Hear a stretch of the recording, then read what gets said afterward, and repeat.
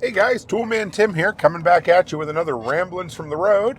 This will be the second one I managed to get recorded today. I was hoping to get three, but it looks like we'll get two for the time being. So, if you're wondering on an update on the house that I went to check on, it did not have a house number on it, so this is kind of the fun. In those small towns, the GPS doesn't always work that well. So, you have to go by process of elimination. There was a house that ended in 20, a house that ended in 6, and only one in between, and I needed the one that ended in 12. So I found it. But what you do when you're checking on places like this is quite often, if you can, ask the neighbors. So I happened to see two guys out at the end of the cul-de-sac talking, whipped around, talked to them, and they said the house is still occupied. So snapped a few pictures, left the paper on the door, and that's the extent of what I do. I don't have to deal with anything else until, well, hopefully the people get caught up on their financing. And if they don't, once they've moved out, I will go back and take care of the house on behalf of the property management company until they get it on the market and sell it. So there is that. You never really know. And I had to do 2 drive-bys of houses that we're keeping an eye on. And I picked up a dishwasher for the 12-unit apartment complex. So that needs to be installed. That'll be tomorrow's job, I believe. Tomorrow being Thursday. So who knows when you'll hear this, but that's part of the fun. Yeah. Beyond that, it's been a good day, guys. I always enjoy getting on the road, and especially, doesn't the year, the world, everything feels so full of optimism as the snow is finally melting, when the weather's beautiful. It was 6 degrees when I talked to you earlier. It's now 9 degrees Celsius. Not super good at converting that in my head to freedom units, but relatively speaking, it's friggin' gorgeous here. Let's put it like that. So, I guess we get back to my rules to live by. So we covered the first 5 in the first episode. We'll see how long it takes to get through these. And yeah, I will record you guys at least a couple of more episodes to tide you over so that you don't have to go through recycled content, at least for now. I'm sure, guys, I don't know, maybe there won't be, but I'm sure at some point I will end up, playing some of the classics when I feel like I have enough classics out there for you. So it would be nice to do that. But for now, I hope you enjoy these kind of 20, 25-minute bite-sized pieces of new content so that you have something you can enjoy while I'm off gallivanting around the countryside, because by all intents and purposes, it looks like there's going to be a lot more of that, because we built the life the way we want to live it, and I've had some incredible opportunities to go and speak, so you guys know what's going on. I don't have to repeat it, but I appreciate you. All right, so let's dive in. Number 6. This is one of my favorite. I'm pretty sure I came up with this. I remember talking to my buddy Anthony in high school, and I said this. Now, maybe I didn't. Totally, maybe didn't. Who knows? You never know. But I don't ever remember hearing it anywhere before that. But, people talk about beating a dead horse. Well, I like to add to that. I said, if you keep beating a dead horse, all you're going to get is a bigger mess. In other words, standing up against a wall and punching it over and over again isn't going to solve the situation that a wall's in your way. All you're going to end up with is bruised, bloodied, and broken knuckles. And what kind of fun is that? So if you come up against an obstacle, sure, if you want to, you can keep making the problem bigger, or not eliminating the problem, I guess would be the better way to say it. But if you have something you need to overcome, or here's the next one. I think back to, you guys remember that relatively popular golfer named Tiger Woods? Yeah, I'm just kidding anyway. You guys remember when he, he had his liaisons with women or whatever, and he ended up getting, I don't know if he was drunk or high, or whatever happened anyway, and he crashed his car and injured himself. Well, he made a big mess. That was a horrible mess. The one thing I always appreciated about him, and I'm sure he had a really good PR firm, was that he didn't keep beating a dead horse. He came out and he said, hey, I screwed up, guys. I'm an awful person. I'm going to therapy. He took ownership of every bit of that mess. Does it make him a good person? I don't know. But what it did do was eliminated the ability for that mess to get any bigger. And that's what happens, you know? If you screw up, I think back to a very uncomfortable, awkward situation. I remember a guy said, "Hey, Tim, come in and quote me to redo the plumbing for my trailer." Okay, I'll do that.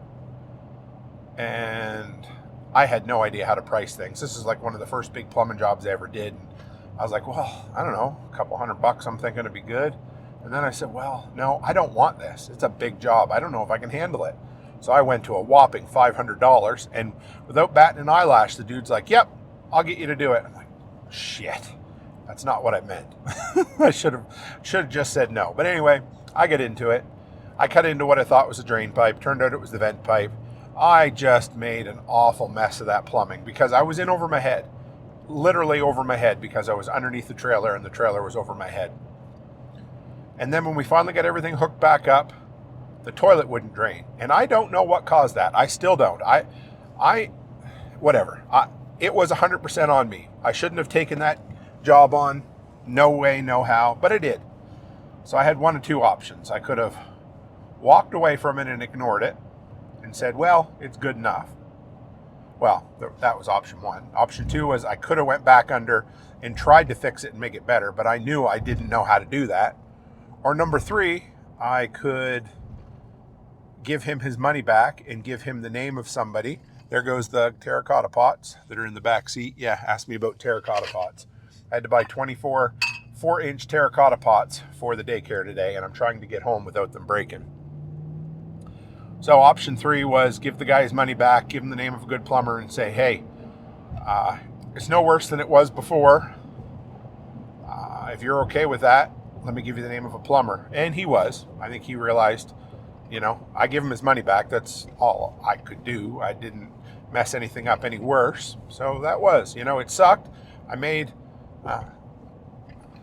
anyway, I shouldn't even have dealt with that dead horse. I should have walked away from it, but I didn't. And so I learned from my lesson. I stopped beating the dead horse, cleaned up my mess, and I moved on. Not always a good thing. It's uncomfortable. It stinks. You hate to look at it. It's still a mess you have to clean up.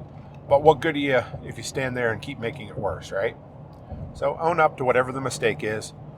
Fix it if you can. But whatever you do, don't keep making that same mistake. Because, of course, they always say, isn't that the definition of insanity? Doing the same thing over and over again, but expecting different results. So yeah, stay away from dead horses, guys. Stay away from them completely. I remember when I first started working at the farm supply place, and I loved, one of my favorite jokes was, what's the fastest way to turn money into shit? And I said, buy a horse. And there was a rancher there who was very fond of his horses and did not think very highly of my joke. And I think he probably would have punched me if I was within swinging distance. So, some people like horses more than I do. Let's put it that way. All right, number 7. This is, it is never break 2 laws at once. So, Tim, are you saying go ahead and break 1 law? Well, no, not necessarily. What it really breaks down to is, don't bring undue attention to yourself. I don't know how to put it exactly, but if you're going to speed, wear your seatbelt. Because, here's the first thing: if you get pulled over for speeding and you're not wearing your seatbelt, I guarantee you're going to get at least 1 ticket. And if the cop's feeling frisky, he might just give you both, right? But in other words, one thing, just don't, if you're going to push your luck on something, don't be pushing your luck on 2 things at the same time. Don't bring undue attention to yourself. Just, that, if you're at a business and you want to push the envelope, you better make sure you're not the worst employee. Because if you're the worst employee and you're pushing the envelope with, say, asking for extra days to work from home or whatever it is, You want to make sure that you're not bringing all the hellfire and the wrong kind of eyeballs and attention to you. So you can fill in the rest with never break two laws at once, but that's always been a good rule to live by, and you can take that both literally or figuratively in any way, shape, or form you'd like, but I'm going to leave it at that. The next one, problems always seem the worst when you first encounter them. So that actually has a double meaning. So the first meaning is, never quit on a bad day. You've heard me talk about that before. You've heard our guest talk about that before. But the first second a problem hits you, whatever it is, whether it's, your truck is broke down and you don't have the money to fix it, or you don't have gas in your tank to get to work, or whatever it happens to be. The very first instant that you find that problem, that is when it feels the most overwhelming. The point where you think, oh my goodness, I can never overcome whatever this is. I'm $300 short on rent. I've got a week to go.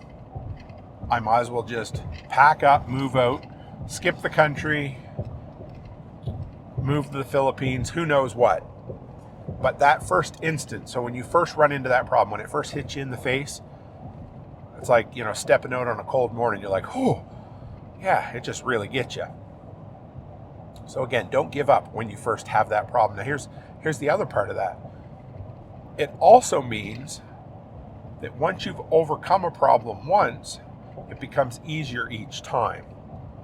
So I remember when, Becky and I were first married, if we were a little bit short on income, that felt like the absolute scariest, worst thing that could ever happen in 100 years. You felt so overwhelmed because you'd never dealt with that. You never had a wife and kids, or we never had a family that we didn't have the money to pay for. And then that first time you're like, okay, well, what can we do?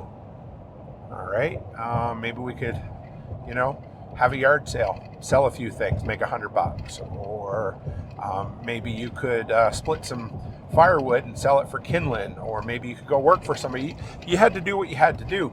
But here's the thing.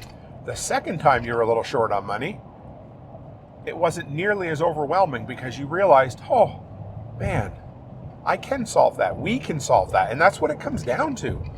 And I see my kids doing the same thing, and they'll call you up with something that today would, as a 42-year-old individual, you're like, oh yeah, I can solve that. That's not overwhelming. So you're short $50. Okay, well, let's figure out a solution. And then you think, that's because the first time I was short $50 to pay the rent or to do whatever, insert problem A, B, or C there, it was overwhelming. And that absolute panic and stress drove me to action. We figured out what it would take to solve the problem, and then we went and solved it. So the next time it got a little easier and a little easier and a little easier. And that's why trying to explain something to kids or young adults doesn't always work, because you can impart knowledge, but you can't impart wisdom. And imparting wisdom means, I had to go through some of these bad scenarios beforehand so that I know how to solve them this time. And you can't give that gift to kids, no matter how hard you try. And it's tough, but you can at least give them the knowledge that you've learned when they get themselves into a pickle like that will help them move along just a little bit better. But that's what it is. And that's a rule that I have realized, and there's positive and negative spins and ways to put that into context. But when it comes down to it, no problem seems as insurmountable as the first second you see it. True story, guys. All right, so the next one. This one is kind of funny, but I've given this advice to my kids, and I've hopefully never had to live by this advice necessarily, but it's true. never be the worst. So in other words, what I have written down is always be the second worst. Now, you might say, Tim, that's a really negative way of looking at it. Well, okay, here's the thing. Take a sociological look at a workplace, for instance. Did you guys ever notice there's always one, how do you want to put this, like one slacker? There's always one person that the work culture is saying, man, he just doesn't do his job, or he's always late with everything, or he's grumpy and nobody likes him, and he doesn't get his job done. They're the person that the boss is always looking at. Always, right? And guess what? They're the one, when the chopping block gets put out, their head's going to be on there very first. Now, of course, whatever you do, do it to your best of your ability. But if you're slacking on purpose, or you just hate a job, but you have to work it to make money while you're getting your side hustle on, or whatever it happens to be, goddamn, just make sure you're not first worst. Because that's the worst situation you can be in. But also remember that if you're second worst, as soon as they finally get rid of the office pariah, you're going to be the first worst again. So you're better off just to, stick to your guns, work as hard as you possibly can. But again, this is another life lesson that I've told my kids. In other words, don't bring undue attention to yourself. Don't be the object of scorn if you can help it. Because no matter what happens, when you work in a place, and I'm sure some of you had this example before, there are workplace politics, and there's a workplace environment, and certain people get looked down upon. And, it's not always to do with work ethic. You can look at unions where that sometimes isn't as big a deal as other places. But just don't be the worst at it, because that's what's going to attract your attention and get your ass booted. All right. This one is probably one of my all-time favorites, and that is set goals, not resolutions. And I've done entire episodes on this one concept. And it's funny because I'm recording this episode right now, and Josh, Renegade Butcher, tagged me in the Telegram group maybe about an hour ago, and he said, hey, Tim, I did an episode today on goals, or the question of the day was on goals. And he posted a comment from someone, and it said, why do we always have to set goals? Why can't we just sit back and be happy with what we have?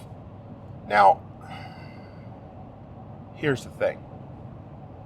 You can. I'm not going to stop you. I'm sure as shit not going to do that. I want to set goals because I want to do better. I want to leave a legacy. I want to build incredible things. I want my kids to be able to have incredible things. What motivates me is to set a goal and to fucking crank it out and do it, So, hey, I'm not forcing anybody, but here's the thing. If you're happy with that, okay, just think long and hard. Are you happy with that because you're happy where you are? Or are you quote unquote happy with that because you've settled? And if you've settled, ask yourself, why have you settled? Have you settled because it's just too hard to keep going? You don't want to? So, don't play it off on someone else saying, oh, we have to set goals. Why? Well, no, we don't. But you know what? The doers, the get shit doners, and certainly not the donors, but they're the ones that are going to set the goals. They're going to get shit done. Simple as that. So what's worked for me, for the most part, and this does not work for everything, as you guys know, with my, many things that I have struggled with in the past, but goals work way better than resolutions. You can set a resolution every single year and say, this is what I'm going to do, or this is how I'm going to get there. And as soon as you break it, you're like, well, shit, I'm good for now. Don't worry about it. As soon as I jump off the keto bandwagon on January 2nd, when I find that last plate of Christmas cookies in the bottom of the deep freeze, yeah, I'm getting kind of personal there, guys. But, well, shit, I guess I'll wait till next year. And also, resolutions are binary. They're either a success or failure. The crazy thing about setting goals is if you set a great big goal and you don't hit it, you've still made huge progress. But with a resolution, it's a 1 or a 0. Well, I either did or didn't quit smoking. Okay. Well, goals are I'm going to go the entire year without smoking. Now, if you fuck up and smoke 1 cigarette, it's not the end of the world. You just get back on the old nicotine train, or get off the nicotine train and keep going. And that's it. That's what's worked great for me. I love specifics. I love measurable. Although I say that, and this year I've worked really hard to get away from measurable goals. But yeah, set goals, not resolutions, guys. That's it. That one there has been how I benchmark success for at least the last, probably since 2015, I'd say, right around there. So what are the good and the bad goals you guys have set? I love to hear them. I do. And I realize that more than anything, I love to see you guys succeed, because that brings a smile to my face, and it means we're all winning. We got an incredible workshop community out there. A bunch of doers, a bunch of, I'm going to guess most of us are voluntarists, or at least a libertarian. But if you're not, that don't matter. I got no problem with it. We're an accepting bunch here. And probably the one thing that most people would say we're not too accepting of is not getting shit done. It's good or bad or whatever it is, but that's the culture of the community. And I love to hear it. So what are the rules you guys live by? Share them with me. I know I asked in the last episode, but I'm going to ask in each and every episode as I work my way through these rules of life, because I want to hear from you guys. I love it. So that's it for me now, guys. I probably could knock out another episode, but I don't think I'm going to today. I'm going to rest the voice for today. Might get around to recording a couple of more tonight, but I got some work to do. As I told you, we got our rental rented, and I have about 6 weeks time to get it finished. And 2.5 to 3 weeks of that, I'm going to be traveling for speaking. So, late nights, early mornings, bring it on, bitch. I love it. Stay happy, stay healthy, and have a great week.